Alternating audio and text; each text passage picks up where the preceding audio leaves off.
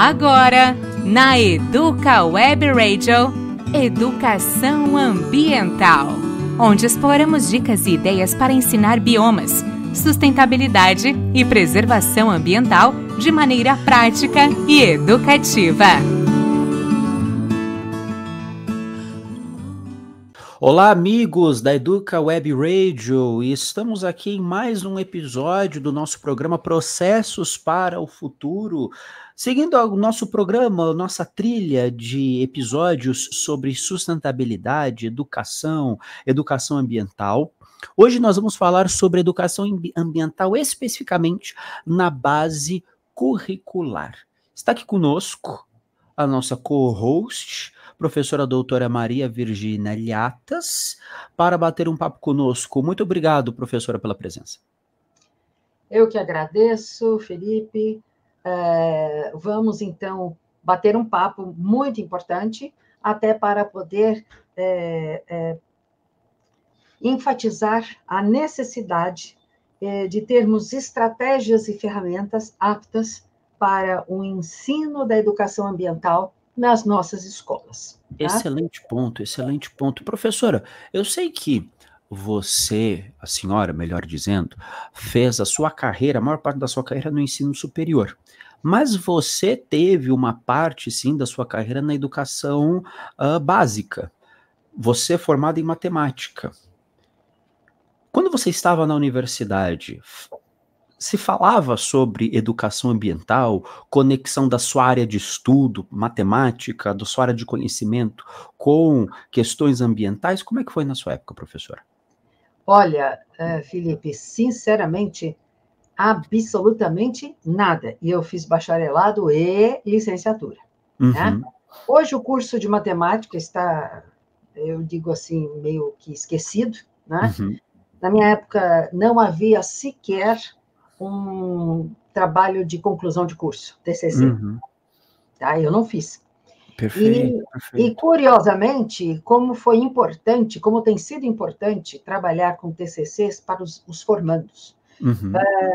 Durante muito tempo, dei aula para o curso de administração, e como as empresas hoje, elas precisam ter um embasamento muito forte no quesito ambiental. Afinal de contas, os dejetos que elas colocam no meio ambiente são responsáveis por uma série de problemas que nós vemos na fauna e na flora do nosso país. Né? Perfeito. Então, Perfeito. realmente, passamos por situações que, de uma hora para outra, numa questão de 30, 40 anos, as pessoas hoje começaram a perceber que não se deve brincar com o verde. Exatamente. Não só com o verde, mas com os nossos animais também. Exatamente. E nós brincamos durante muito tempo. Né? Exatamente. E não querendo ser até bastante polêmica, mas um dos países que mais criticam as nossas queimadas e tudo mais são justamente os Estados Unidos, que durante muito tempo destruíram as florestas que eles tinham. Né? Exatamente. Mas, enfim. Antes da gente falar de base, porque esse é um ponto muito importante, você também ministrou cursos, ministrou aulas no curso de administração, um conceito que está se falando cada vez mais, hoje em dia está muito em voga, é o conceito do ISG, que é ambiental, social e governança.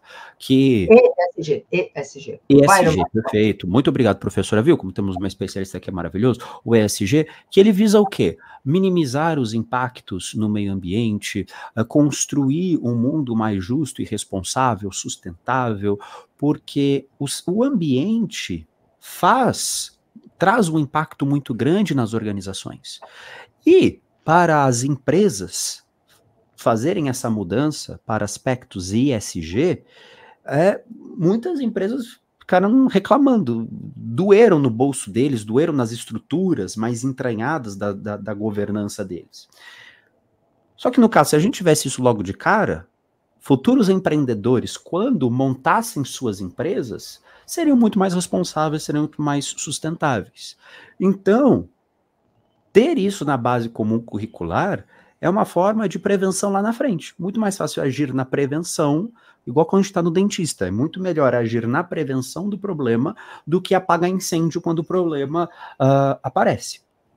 Então, agir na base comum curricular, trazendo esses aspectos na base comum curricular, é muito importante para que o mundo mais sustentável surja, para que o mundo mais justo surja, para que elementos de governança mais igualitárias surjam. Então, é muito importante trazer isso na base comum curricular. Quando a gente fala de base comum curricular, puxando aqui o assunto também, que é também da nossa área de estudo, para as dificuldades específicas de aprendizagem, quando a gente fala de base comum curricular, a gente fala de formação de professores. Então, os professores, eles precisam, além de ter domínio de toda a importância de educação ambiental, de conscientização, de domínio da sua área de estudo, como é que eu passo essa informação, como é que eu ensino isso para um disléxico? Como é que eu ensino isso para quem tem transtorno específico de aprendizagem? Então, por exemplo, um jeito muito simples, quando aquelas metodologias de alfabetização, você pode conectar uma coisa na outra, quando o aluno está criando as suas frases, aprendendo a ler, aprendendo a escrever, trazer textos que conscientizem aquele aluno sobre a responsabilidade que precisam ter no meio ambiente ao qual ele está vivendo, ao qual ele está crescendo. Ele precisa ter essa conscientização também. Então você já mata dois coelhos, tanto na formação daquele educando a ele aprender a ler e escrever, e também você traz um certo aspecto de conscientização. Esse aspecto de conscientização, não estou querendo que ele já saia com 5 anos e já saiba formar uma ONG, não é isso. Mas também, por exemplo, para ele ser uma pessoa muito mais responsável. Sabe aquela criança, sabe, professora, em que quando vê um adulto jogando bituca de cigarro na rua, se é aquela criança chata, pentelha mesmo e falar: ô tio, você jogou no lugar errado. Ô tio, não é ali que joga. Porque é muito mais fácil plantar essas ideias nas crianças que estão ainda em formação do que plantar uma ideia de um adulto que já tem as suas pré-concepções já feitas. O que você acha disso, professora? Excelente sugestão. E hoje em dia eu vejo que as crianças estão cada vez mais atentas a isso. E eu sempre digo que o exemplo o exemplo é meio caminho andado. Né? Uhum. Você não pode dizer para o seu filho não fumar se você fuma. Sim. Você não pode dizer para o seu filho que ele deve comer brócolis se você passa longe dos verdes. Né? Uhum. Então, é assim, eu vejo isso um poço de oportunidades, vamos chamar assim. Uhum. Como engajar essas crianças para que elas disseminem esse conhecimento dentro das próprias famílias. Tá? Perfeito. Nós vivemos num país de 8 milhões e meio de quilômetros quadrados, que as diferenças são enormes. Uhum. Desde profissionais com nível superior completo, mestrado, doutorado, como nós temos populações quilombolas que não têm absolutamente, mal têm uma escola de Fundamental 1. Uhum. Né? Então, essa discrepância imensa nos faz repensar a todo instante como devemos tratar esse assunto de educação ambiental. Né? Uhum. Em qualquer escola, de primeiro, de segundo grau, ou ainda nas universidades, nos cursos superiores. Excelente. Qualquer que seja o curso, qualquer que seja, desde o curso de ciências biológicas até o curso de, por exemplo, de administração. Qualquer que seja ele, tem que pensar e repensar, tá? O que, de fato, esse conhecimento traz para toda essa comunidade, né? Para toda a comunidade envolvida. Tá? Excelente ponto, excelente ponto. Professora, indo nessa linha de raciocínio, por exemplo, muitos podem até pensar de uma forma muito errônea que educação ambiental ou questões ambientais devem ser faladas ou só servem para escolas privadas ou escolas privadas de bairros mais abastados, mais endinheirados, mais ricos. Não, quando a gente fala de questões ambientais, também pode ser passado para bairros mais simples, escolas públicas, porque pensem comigo, uma escola pública que tem questões, por exemplo, no bairro, aqui situação hipotética, um bairro simples que tem problemas em questões do lixo, perto da escola, questões do lixo perto de um córrego que passa na escola. Então, diversas áreas, matérias escolares podem ser pensados, olha só, em termos de projeto, como a gente falou em outro episódio. Por exemplo, temos um lixo, cálculo da área, matemática, qual os materiais daquele lixo, quanto tempo que leva para se decompor na natureza, ciências, qual é a história daquele outro material, matéria de história. Aí, que ações a gente pode fazer para conscientizar ou encher o saco da subprefeitura para resolver? Não estou querendo dizer que a criança necessariamente tem que botar a mão na massa para resolver, mas trazer um cidadão mais consciente, trazer um cidadão mais responsável, é formar cidadãos cônscios de que as ações deles fazem sentido ou causam impacto onde eles estão inseridos. As ações deles, sendo crianças, jovens ou adultos, eles são agentes de transformação. Eles não são mais um na sociedade. Se eles se engajarem com aquilo, eles podem sim ser grandes agentes de transformação, mas precisa começar de algum lugar. Começa, por exemplo, com a questão do o pai e a mãe. Tem que ensinar seu filho a jogar o lixo no lixo. Sim. Né? Mas não pela janela, não no córrego, sim. Não na calçada da frente, sim. Ou não no vizinho do lado, porque o vizinho do lado tem um matagal qualquer. Não é assim. Perfeito. Então, verificamos que as pessoas parecem que não se incomodam muito, desde que eu satisfaça as minhas necessidades, o vizinho que resolva os problemas dele. Não é bem assim. Perfeito, né? Exatamente. Então, é um trabalho de base. Perfeito. Como é que os tigres asiáticos trabalharam essa questão da educação? Começaram com a educação de base. Educação de base é fundamental. Mais importante do que começar com as universidades. Perfeito. O que deve ser repensado, tá, ao meu ver, é o trabalho feito pelas escolas do ensino básico, tá, a pré-escola, até o ensino fundamental. E, paulatinamente, ir aumentando essa conscientização. Sim, mas eu vejo que o nosso país ainda está tão envolvido com situações tão pouco éticas, tão pouco cuidadosas, mas eu não deixo de pensar que os meus futuros netos devem ter um país melhor. Perfeito. E vamos trabalhar para isso. Perfeito. Esse aspecto de gerar cidadãos mais engajados, os professores, na sua formação, desde crianças, 5, 6, 7 anos, mostrar que a ação que eles fazem gera um impacto positivo. Então, preservar, cuidar, até, por exemplo, vamos pegar aqui elementos culturais. Quantos heróis que são, por exemplo, de quadrinhos, filmes, televisão, demonstram realmente cuidado, ou zelo, ou interesse nas questões ambientais? Porque as crianças emulam isso. Então, os desenhos animados que as crianças estão consumindo engajam ou estimulam a criança nesse tipo de coisa? Eu lembro quando eu era criança, por exemplo, no Parque da Mônica, em determinado mês, tinha lá o mês da conscientização do meio ambiente, em que o Maurício de Souza fazia uma série de histórias em quadrinhos sobre conscientização ambiental. Na minha época, tinha um canal de televisão que era a Rede Manchete, que passava episódios de um super-herói chamado Capitão Planeta, onde falava sobre questões de sustentabilidade. Então, hoje em dia, fala-se sobre isso, discute quais desenhos ou quais estímulos isso tem dado. Tudo bem que a gente está falando desenhos, é mais entretenimento, não é formação, mas muitas vezes quando a criança não está na escola, quais outros estímulos ela está recebendo? Quais outros estímulos ela está absorvendo? Isso também deve ser pensado, isso também deve ser analisado. Tá? E puxando aqui para o nosso lado da dislexia, então um disléxico com dificuldade para ler e escrever,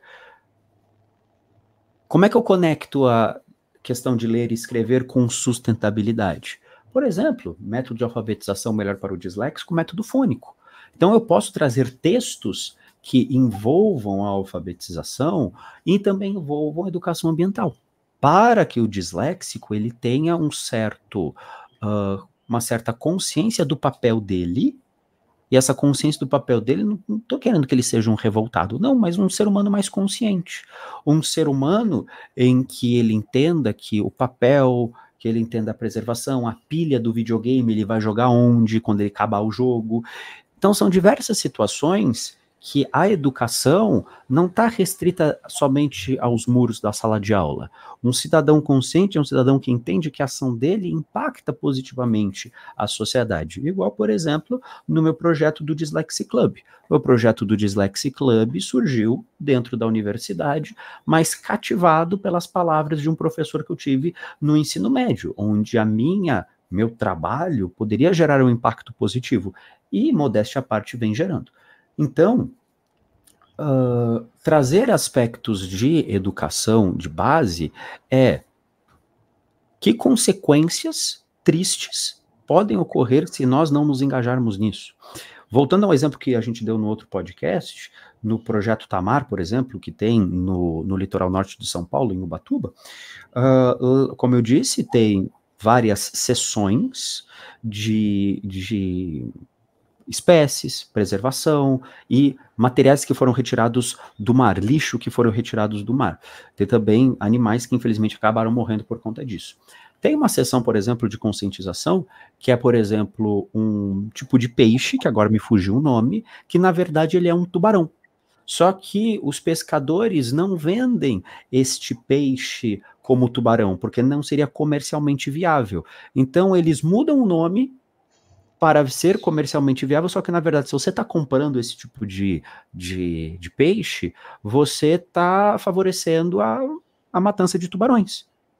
Antes, por exemplo, se a gente voltar tempos atrás na literatura, quem já teve contato, ou por filmes ou por livros, do Moby Dick, ele está a contextualização de um ambiente de caça, de baleia, mas por que baleia? Por que um navio está indo atrás de uma baleia? Porque à época usava o óleo de baleia para acender as lamparinas das ruas, das casas, não tinha luz elétrica. Então, neste período de tempo, muitas baleias, as baleias quase foram à extinção por conta disso. Tinha que navegar cada vez mais fundo, cada vez mais distante. Então, esse é o contexto, por exemplo, do Moby Dick. Tá? Precisa-se gerar conscientização nas crianças para que elas entendam não um certo aspecto tão individualista da vida. Sim, a gente tem os nossos problemas, a gente tem os nossos desafios, mas se nós não nos engajarmos nisso, nós vamos gerar problemas. E esse problema vai causar, se eu não agir na solução ou tentar amenizar esse problema, vai causar prejuízo para mim mesmo no futuro. Então não é um problema dos outros, não é problema meu. Sim, é um problema nosso. Nós estamos vivendo neste planeta e nós precisamos nos preocupar com isso, tá bom? Porque senão a gente não vai ter um futuro digno para as futuras gerações, correto, professor? Perfeito, Felipe. E como software específico de apoio, você ainda recomenda, para este caso, ainda o Speechify? Software específico de apoio, por exemplo, de conscientização, o que eu recomendo, principalmente? Pode ser o Speechify, como nós recomendamos no nosso outro podcast, mas como a gente está falando de educação de base, o que eu recomendo? Existem, o próprio YouTube tem vários documentários que podem ser passados sobre questões ambientais, sobre o impacto do aquecimento global, oceanos, que pode ser passado numa linguagem simples para as crianças, em forma de desenho, enfim. O YouTube é só pesquisar que vocês encontram. Quando a gente fala de educação de base, é pensar em aprendizagem em projetos. Então, professores, pesquisem sobre aprendizagens ativas, metodologias ativas na aprendizagem, para que vocês apliquem isso nos seus estudantes. Na hora, professores, que sempre tem aquela prova do livro, de algum livro que o aluno tem um mês para ler, para depois responder algumas questões, podem ser questões livros onde vão gerar uma consciência nos estudantes sobre os seus problemas que eles estão enfrentando. Então é o caminho, é o professor se preparar. sabendo como se lidar com a dislexia e sabendo como conectar. E também, falei Projeto Tamara, Pipo, mas eu não moro perto do Projeto Tamara. Veja no seu entorno, algum museu tem perto. Algum museu tem perto que pode ser usado para gerar essa conscientização, tá bom? Felipe, muito obrigado pela sua participação em mais este podcast para os nossos queridos ouvintes sobre educação ambiental. Agradeço imensamente e espero todos vocês no nosso próximo podcast. Até lá. Até lá, forte abraço, pessoal. Este foi mais um episódio do Educação Ambiental na Educa Web Radio, ajudando a transformar o futuro através da educação. Continue nos acompanhando e inspire-se com práticas que fazem a diferença. Até o próximo episódio!